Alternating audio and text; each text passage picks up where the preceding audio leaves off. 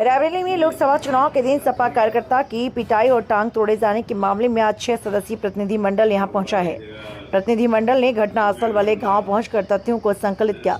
मामला डी थाना इलाके के अमेठी लोकसभा क्षेत्र में पड़ने वाले 12 गांव का है। आरोप है यहां 12 गांव के एक बूथ में जितेंद्र यादव एजेंट के तौर पर तैनात था।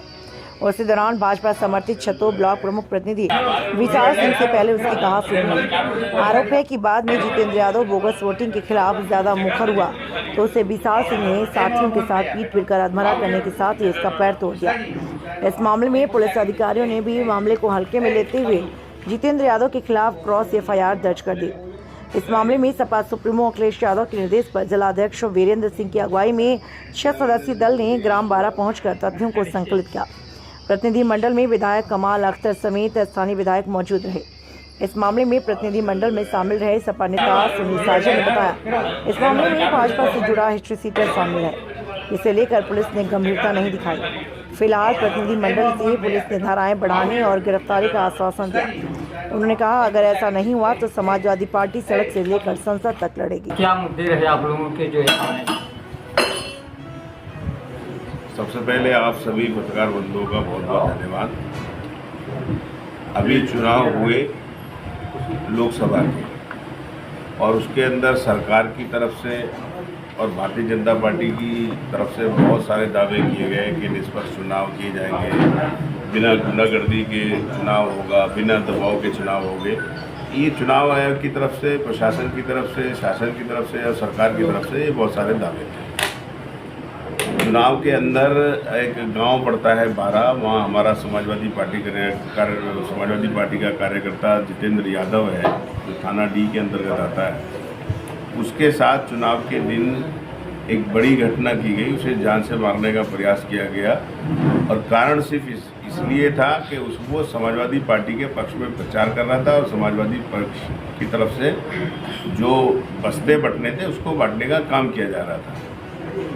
घटना केवल इतनी सी थी कि वो समाजवादी पार्टी के लिए प्रचार प्रसार कर रहा था। जो वहाँ पर रहने वाला जो हिस्ट्री शीटर कोई अपराधी किस्म का व्यक्ति है, उसके द्वारा उसे ये चेतावनी दी गई कि आप उसके रहते गांव में प्रचार नहीं करेंगे। तो इससे ये बात सीधा स्पष्ट हो रही है कि भारतीय जनता पार्टी और भारतीय जनता पार्टी के लोग किस तरह से चुनाव को प्रभावित करने का गुंडागर्दी करके प्रयास कर रहे थे। इसी संबंध में माननीय राष्ट्रीय अध्यक्ष अखिलेश यादव जी द्वारा इसका संज्ञान लिया गया और क्योंकि उसके अंदर धाराएं कम की गई, वो अपनी दुकान के अंदर बैठा था, उसकी दुकान के अंदर अपराधी आए, दुकान के अंदर तोड़ की, उसके साथ मारपीट की और जबकि धाराएं उसके अंदर ना तो उसकी आजगनी की धारा बढ़ाई गई है, ना उसके अंदर 452 लिखा गया कि वो अपनी दुकान के अंदर बैठा था, वो लिखा जाना चाहिए था। और उसको हरेसमेंट करने के लिए प्रशासन द्वारा, शासन द्वारा, पुलिस द्वारा उसके खिलाफ एक मुकदमा और झूठा लिख दिया गया, जबकि वो बिल्कुल एकदम घटना झूठी है। इसी संबंध में हम लोग आज अधिकारियों से भी मिले और हम लोगों ने डिमांड की कि एक जो वो आज दहशत की ज़िंदगी जी रहा है, उसने साफ कहा, उसके साथ परिवार वालों ने कहा कि उसकी जान को खतरा है और अभी भी उसके खिलाफ उसे धमकियां दी जा रही है मारने की और पुलिस द्वारा अभी तक FIR होने के बावजूद उनके खिलाफ कोई कार्रवाई नहीं की, ना कोई गिरफ्तारी की गई। तो समाजवादी पार्टी ने मांग की गई कि उसके परिवार को उसको सुरक्षा दी जाए और जो धाराएँ हैं, जिन धाराओं के अंदर उन्हें सम्मिलित नहीं किया गया, उन धाराओं को बढ़ाया जाए और उसको सुरक्षा प्रदान की जाए और उसके खिलाफ जो झूठा मुकदमा लिखा गया है उस मुकदमे को तत्काल ख़त्म किया जाए। हम लोग उन्हें पूरा आश्वासन दिया, पूरी समाजवादी पार्टी उसके परिवार के साथ है और इस संबंध में अधिकारियों ने पूरा आश्वासन दिया कि संबंधित धाराएं बढ़ाई भी जाएंगी, उनकी गिरफ्तारी भी होगी और हम लोग ने ये पूरी रिपोर्ट बना के माननीय राष्ट्रीय अध्यक्ष जी को इससे अवगत करा देंगे। यदि न्याय न मिले तो क्या अगला कदम होगा? निश्चित तौर पर समाजवादी पार्टी संघर्ष से निकली हुई पार्टी है और जिस स्तर पर भी इसका विरोध किया जाएगा, समाजवादी पार्टी इसका विरोध करेगी और जितेंद्र यादव को न्याय दिलाने का काम करेगी। यहाँ के जिला प्रशासन से क्या बात हुई? नहीं, जिला प्रशासन से हमने यही कहा कि उसके परिवार की सुरक्षा की जाए, उसकी सुरक्षा की जाए कि आगे जिस दहशत में वो जी रहा है तो उसके परिवार को सुरक्षा दी जानी चाहिए। आज भी उसको धमकियाँ मिल रही हैं। उसके खिलाफ जो झूठा मुकदमा दर्ज किया गया है उसकी CDR निकलवाए। जिन लोगों ने मुकदमा लिखवाया वहाँ मौके पे मौजूद ही नहीं थे। वो दुकान के अंदर बैठा है अपनी, उसकी दुकान के अंदर तोड़फोड़ की गई, मारपीट की गई, उसकी टांग फ्रैक्चर हो गई, बड़ा ऑपरेशन उसका हुआ, लेकिन पुलिस ने सिंपल धाराओं के अंदर मुकदमा लिखा, जबकि 452 लिखी जानी चाहिए थी, आजगनी लिखी जानी चाहिए थी और अपराधियों को पकड़ा जाना चाहिए था, जो कि गिरफ्तारी अभी तक नहीं हुई है।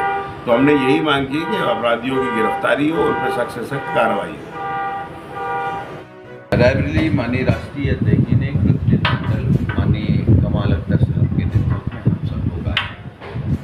रायबरेली का जिस दिन चुनाव था उस दिन D ब्लॉक और D थाना क्षेत्र में जितेंद्र यादव पर हमला हुआ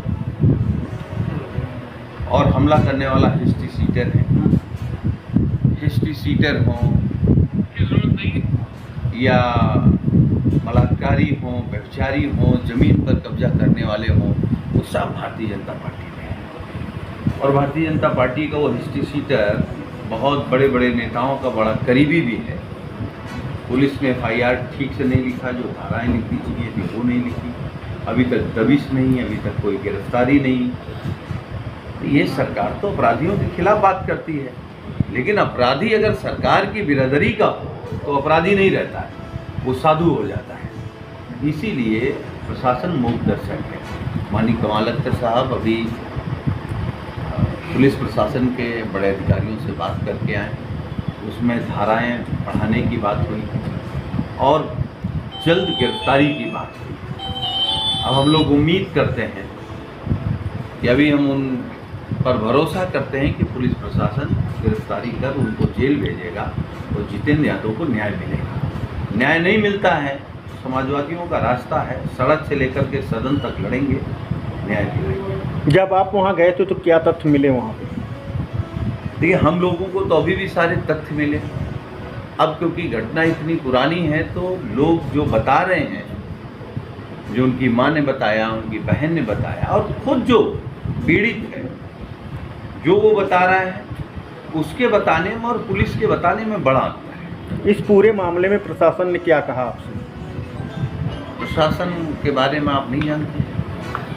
प्रशासन क्या कहेगा? प्रशासन ने भरोसा दिलाया है। माननीय कमाल अख्तर साहब के नेतृत्व में हम लोग गए थे और उन्होंने कहा है कि न्याय दिलाएंगे। सुनील जी, रायबरेली में भी बागी विधायक थे, पार्टी छोड़ चुके हैं, उनके ऊपर क्या कार्रवाई करेगी पार्टी? नहीं, उनकी सदस्यता जाएगी, उपचुनाव होगा, कार्रवाई क्या करेगी? पार्टी सदस्यता लेगी, जनता उनको पूर्व विधायक बनाएगी। और आज उनकी नेम पट्टिका पे काली फिल्म लगा दी गई, इस पर क्या? अब देखिए कहाँ कहाँ काली फिल्म लगाई जाती है, सब जगह काली फिल्म लगाई जाएगी, क्योंकि जो लोगों ने समाजवादी पार्टी के नेता को धोखा दिया और पार्टी को धोखा दिया, जिस जनता ने भारतीय जनता पार्टी के खिलाफ जनादेश दिया, PDA के लोगों को धोखा दिया, पिछड़े दलित आदिवासियों को धोखा दिया, मुसलमानों को धोखा दिया और किसानों को धोखा दिया। भाई आप साइकिल सिंबल पे चुनाव जीत के गए, आपके क्षेत्र की जनता